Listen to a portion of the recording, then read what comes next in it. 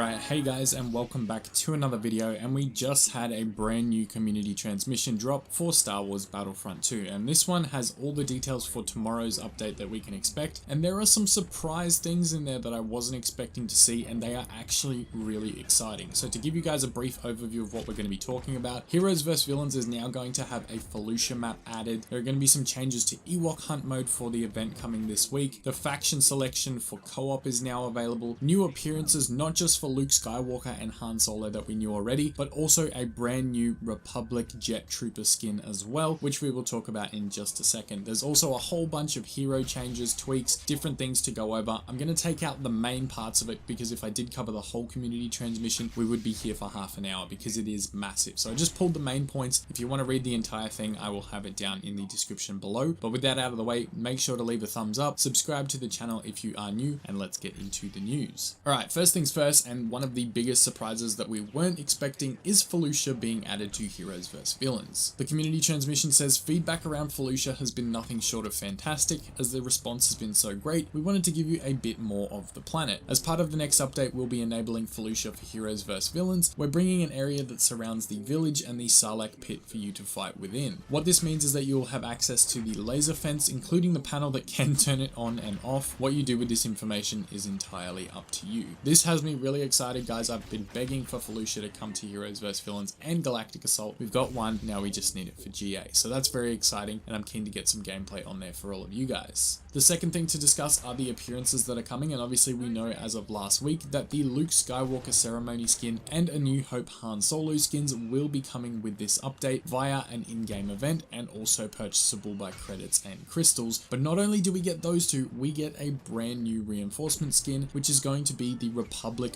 501st Jet Trooper, and I know this is going to be very exciting for a lot of you 501st fans. The community transmission says we're also bringing a new default appearance to the Republic Jet Trooper. The new default appearance will match that of the 501st Legion. We'll be moving the already existing default appearance as an unlock, which everyone will own. Should you wish to use it, simply head to the collection menu. So basically how that's going to work, guys, is the new Republic Jet Trooper skin as the 501st will become the default appearance, and then the current Jet Trooper skin will be as an extra skin or an additional skin that you can equip if you choose so. I think most people are going to be happy with the 501st as their default and probably not change to the one we currently have, but that's completely up to you guys. A couple of little quality of life changes where they've tweaked the logic and timing of stagger animations to allow players to move easier after attacks. All characters are now immune to staggers for 0.7 seconds after having been staggered. This is applicable to staggering abilities, melee, and lightsaber attacks. So guys, if you don't understand what that means, I'm pretty sure it sounds like you cannot be staggered a second time after already being staggered once. For example, if you get hit with Anakin's pull dominance, you cannot then immediately be hit with heroic might. This is a big issue causing a ragdoll effect, and from the sounds of it, this is what they're changing, but it does also apply to melee and lightsaber attacks as well, so I'm really excited to see these changes being applied. It says that players will be able to move and use abilities out of a stagger 0.15 seconds earlier for all characters. They've also reduced the time length of staggers when hit from behind by 0.15 seconds. So overall, some good quality of life changes there. Let's talk about a couple of the main hero changes now, starting with General Grievous, who we knew was getting a good overhaul in this update. The first issue they have fixed is where the thrust surge ability could sometimes be refunded despite it hitting enemies. They've also fixed an issue where the thrust surge on a moving target would cause General Grievous to spin in a circle, and yes, we all know the memes of Helicopter Grievous. That is now not going to be an issue anymore, fingers crossed. They've also fixed an issue that would cause General Grievous to get stuck after using Unrelenting Advance, where you couldn't move. They've fixed an issue where the Claw Rush ability could be reset when activating it when falling from certain heights. And last but not least for Grievous, they've fixed an issue where his Unrelenting Advance ability would get cancelled by melee attacks. So lightsaber or regular trooper melee would cancel that ability, and that is also now fixed. Jumping into Emperor Palpatine's changes, and he is going to be getting what sounds like a buff. The Chain Lightning ability now shows the target number when available against opponents. Players cannot trigger it without having a target. So basically what it's going to do is it's going to show you how many down in the bottom by the ability icon, how many enemies you're going to hit hit if you use it at the current time, and you won't be able to activate that ability unless there are enemies in range, which I think is a very good change. There has been a lot of times where I've played Palpatine and kind of accidentally activated it and wasted it, so it's good that you have to have a target before using it now. And the other thing, which is where I see the buff coming in, is that the staggering effect on Palpatine's double-handed lightning attack has been removed, which is technically a nerf, but then to counterbalance this, the stamina cost of the attack has been reduced from 20 to 16 points, increasing the sustain time from 5.5 to 6.5 seconds. So Palpatine can now use his double-handed lightning for a whole extra second, which when you think about it is probably going to be enough considering how much damage it actually does. We'll see how it goes without the staggering in there, but I'm pretty sure it's still going to be really powerful. Moving on from Palpatine though, we do have some buffs to Bossk, increasing the speed of the Predator Instincts animation, reducing its duration by 0.5 seconds. So basically you can activate Predator Instincts a lot quicker than you used to be able to, an extra half a second quicker to be exact. They've also reduced the active time of the proximity mines from 0.3 to 0.1 seconds, allowing players to act earlier and basically get those mines on the ground quicker. This is going to give Bossk a big advantage, especially in heroes versus villains when taking on lightsaber heroes, because you know they do have to be on the floor for a little bit before they actually activate, so getting them down quicker is only going to help that. They've also reduced the active time of the Deoxys grenade from 0.4 to 0 seconds, allowing players to act early as well. So now the Deoxys grenade is going to be instant, and you don't have to wait that 0.4 seconds for it to be activated. Overall, some good changes for Bossk as well. I think he's going to be much more viable against lightsaber heroes now, and there's some really good changes. Speaking of lightsaber heroes though, there are going to be some changes which we did hear about recently, so I'm going to touch on them just quickly. Abilities are not staggering front-facing heroes who are blocking. If a player blocks an ability coming from the front, the hero will perform only a blocking animation but will not be staggered by it. If a player blocks an ability coming from behind them, the hero will be fully affected by the ability, blocking animation, and staggering. So basically, if you get hit in front while you're blocking, nothing's going to happen. You're just going to block it, and if you get hit from behind, you are probably going to be sent flying. So be aware that change is now happening. They've also changed that blaster shots will now drain stamina of blocking heroes based on the weapon damage instead of on a fixed value. So that's a good change as well. And then lastly, they have fixed an issue where lightsaber heroes would still take damage after completing a dash. And last but not least, we do know we are getting a brand new Ewok Hunt map for the event, and there are a couple of changes coming. So firstly, there is going to be a new map coming, and it's going to be a different version of Endor. They've also added that the Ewok Hunter's Instincts ability now highlights enemies with full health in a different color than enemies with reduced health, and it also highlights friendly Ewoks. Ewoks can now also move while activating their Valiant Horn ability, and they fixed one of the visual problems with the weapon issue occasionally not showing up when opening the pickup crate on Ewok Hunt. So a couple of changes there as well. I am going to play a little bit of Ewok Hunt tomorrow when the update does come out, just from some spooky vibes, but I don't think I'll be playing it all that much. It's not really my type of game mode.